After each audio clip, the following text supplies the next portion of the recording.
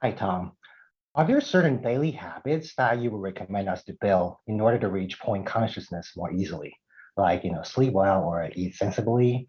Some people say yoga practice before meditation helps. And I guess that's probably something we need to discover ourselves through trials and errors. But I'm curious to know if there are certain habits or best practices outside meditation that you personally find helpful. Well, in general, if you get rid of your ego and your fear, you go through life relaxed, open, and happy, smiling. That's a good way to be. Now, that's probably a little tough for most people to just do that, yeah, that's nice, but okay. We're in process here and we don't necessarily have that skill, but that's what you're working toward. But yes, there are some things to avoid. In diet, I would say avoid sugar, anything that hits the system and changes, anything that has a dramatic effect on the central nervous system, as sugar does, or, any carbohydrate that goes to sugar quickly. And the reason that's a problem is that puts your brain glucose in a state of flux. It's not steady. So your physiology is flapping around. It's not steady. That makes it a little more difficult. Remember, the physical brain sets constraints according to the rule set of what the consciousness can do with the avatar. So if the avatar's physiology is unstable, then the consciousness will have more difficulty trying to work with that avatar. So that's one thing you can do. So things like that affect blood sugar is one. It probably would be good not to try your meditation, particularly if you're a beginner, when you are upset, annoyed, angry, any of those kinds of negative feelings will get in the way because you'll find it very difficult to let go of them. They'll just keep coming up and up and up, and you'll try to set them aside, but they won't stay aside because you've got ego and fear invested in them. So, of course, get rid of the fear and ego. That's the best thing to do. But yes, that's part of our process. So we're not there yet. So pick times when those things are less troublesome to you. Some people will pick just before they go to bed as they, go towards sleep. Other people will pick first thing in the morning when they first wake up. Day hasn't started yet. They haven't had time to be annoyed yet today. So they still are relaxed.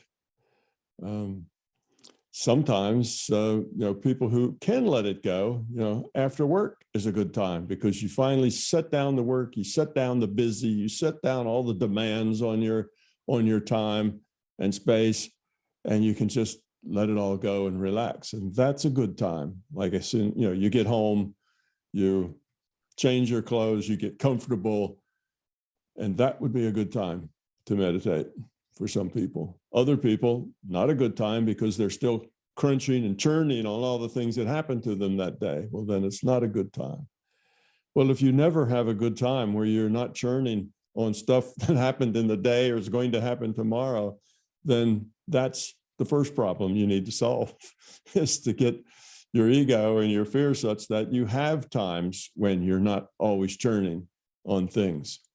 You have times, and that just comes with practice, again, with your meditation, setting all those thoughts aside.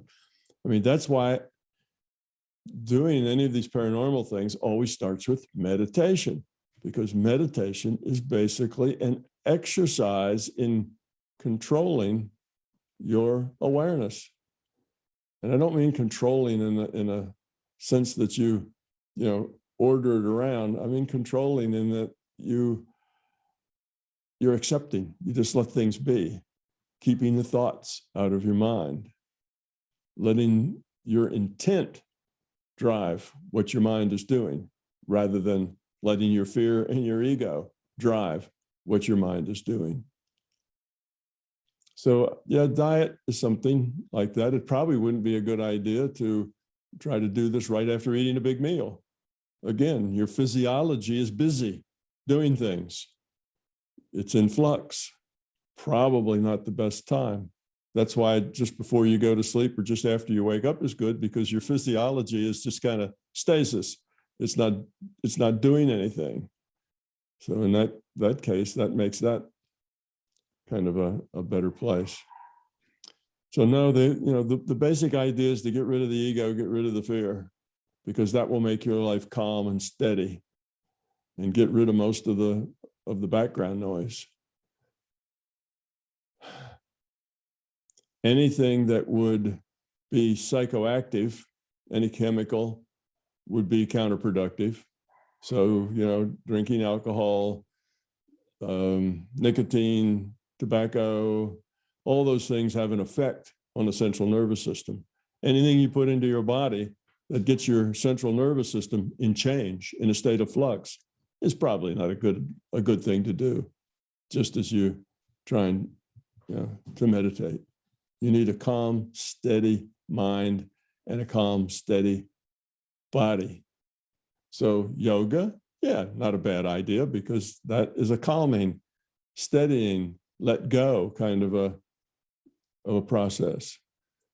But where we're headed to, though, is to the point where we can find that state of quiet and peace and steadiness whenever we want to and quickly. It shouldn't be something that you have to take a lot of process to do. Eventually, but in the beginning, it is something that takes, a lot of process to do. Meditation is the process, and you have to work at that.